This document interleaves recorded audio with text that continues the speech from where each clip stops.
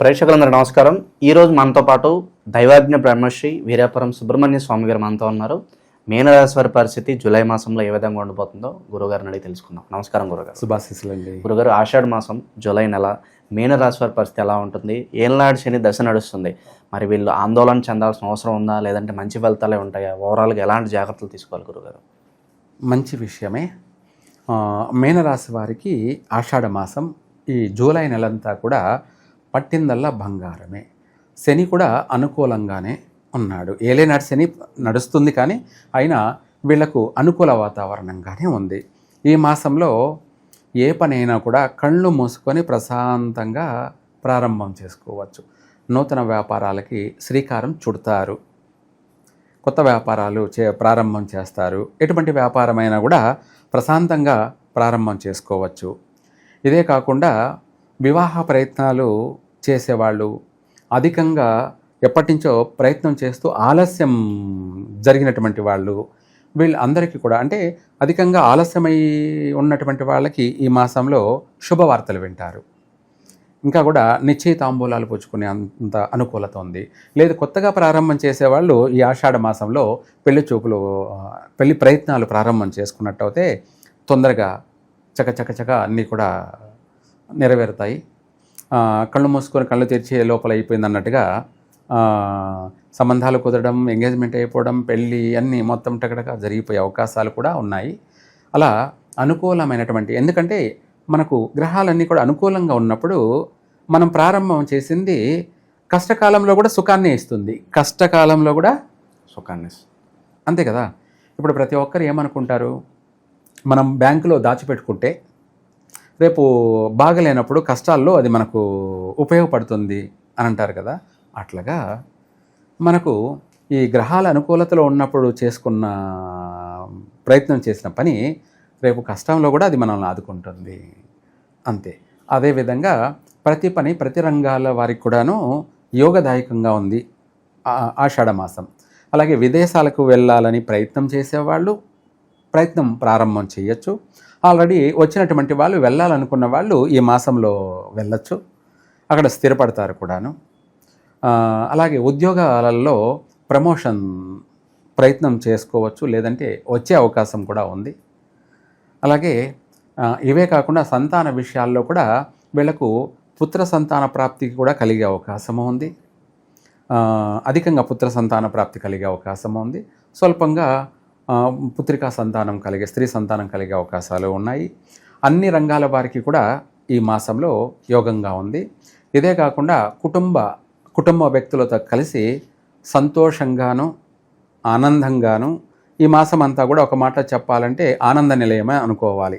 ఇల్లంతా ఆనంద నిలయం. అంటే భార్యాభర్తలు సఖ్యత, అనుకూలత, అన్నదమ్ములతో కానీ, తల్లిదండ్రులతో కానీ, పిల్లలతో కానీ కాస్త బాగా సంతోషంగా గడపడం కానీ, అలాగే పుణ్య నది స్నానాలు, అంటే తీర్థయాత్రలు, మహాపుణ్యక్షేత్రాలను దర్శించే అంత భోగభాగ్యము అలా చేయడం వల్ల కూడా వీళ్లకు బాగా సర్వకార్య సిద్ధి కలుగుతుంది. అంటే నది స్నానాలు, పుణ్యస్నానాలు, పుణ్యక్షేత్ర దర్శనాలు చేయడం వల్ల కష్టాలలో కూడా వీళ్ళకు సుఖం కలిగే అవకాశం ఉంది. ఇంపార్టెంట్ పనులు, ముఖ్యమైన పనులు, కఠినమైన కార్యాలు నెరవేరే అవకాశం కూడా ఉంది. కాబట్టి ఒక మాట చెప్పాలంటే మీనరాశి వాళ్ళకి ఏలేనాటి శని జరుగుతున్నా ఈ మాసంలో మాత్రం అన్ని విధాల ఆనందమైనటువంటి జీవితాన్ని గడుపుతారు. ఇంకా కూడా చెప్పాలంటే ఈ మీనరాశి వాళ్ళు మేషరాశి వాళ్ళతోటి ఎటువంటి సత్సంబంధాలు పనికిరావు. అంటే మేషరాశి వాళ్ళని వివాహం చేసుకోవడం కానీ, మేషరాశి వాళ్ళతో కలిసి బిజినెస్ పార్ట్నర్షిప్ కలుపుకోవడం కానీ, లేదంటే వాళ్ళతో ఫ్రెండ్షిప్ కానీ మీనరాశి వాళ్ళకి కలిసి రాదు. మేషరాశి వాళ్ళ వల్ల నష్టపోతారు, వాళ్ళ వల్ల మోసపోతారు కూడాను. ఎవరు? మీనరాశి వాళ్ళు. అందుకనేసి శాశ్వతమైనటువంటి ఎటువంటి సంబంధాలు పనికిరావు. తర్వాత ఈ యొక్క మీనరాశి వాళ్ళు పాల్గొన మాసం, అంటే మనకు ఇంగ్లీష్ ప్రకారంగా మార్చి నెలలో ఇంపార్టెంట్ పనులు చేయకూడదు.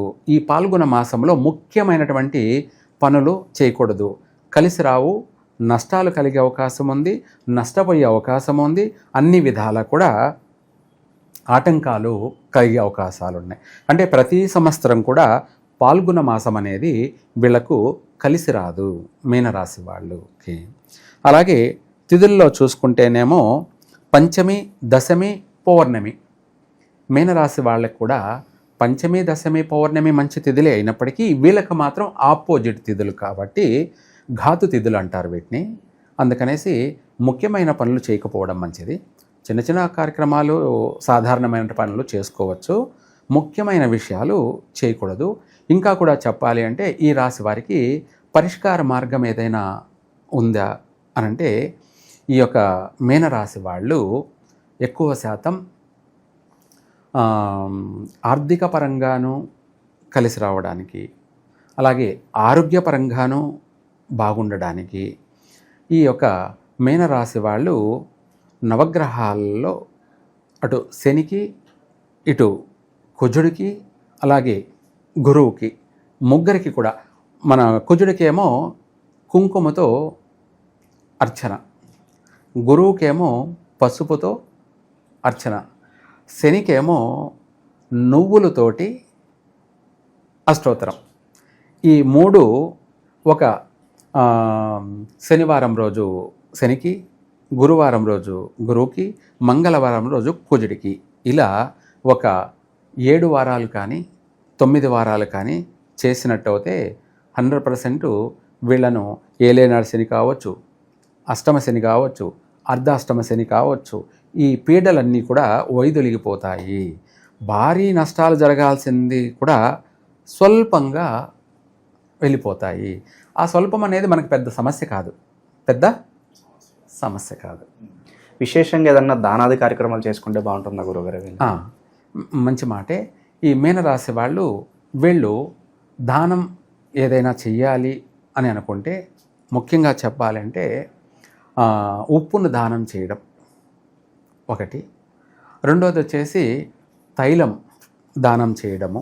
ఈ 2 చేస్తే వీళ్లకు అన్ని విషయాలలో కూడా కలిసి వచ్చే అవకాశాలు ఉన్నాయి. తైలం దానం చేయడం ఏంటంటే వీళ్ళకు సర్వకర్మ విమోచన తైల దానం.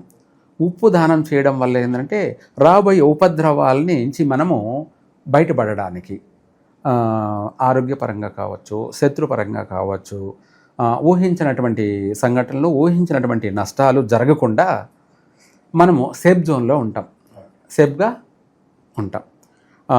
బాగుపడకపోయినా పర్వాలేదులే, కానీ నష్టం అంటూ అస్సలు ఉండదు. ఉన్న కాడికి ఉన్న, తిన్న కాడికి తిన్న, మనశ్శాంతిగా ప్రశాంతంగా జీవితాన్ని కొనసాగించే అవకాశం ఉంటుంది. ఓవరాల్గా మీనరాశి వాళ్ళకి మంచి ధైర్యాన్ని అయితే కల్పించారు. సో మొత్తం జూలై మాసం ఏ విధంగా ఉంటుంది, ఎలాంటి పరిస్థితులు అద్భుతంగా వివరించారు. ధన్యవాదాలు. సర్వే జన సుఖినో భవంతు.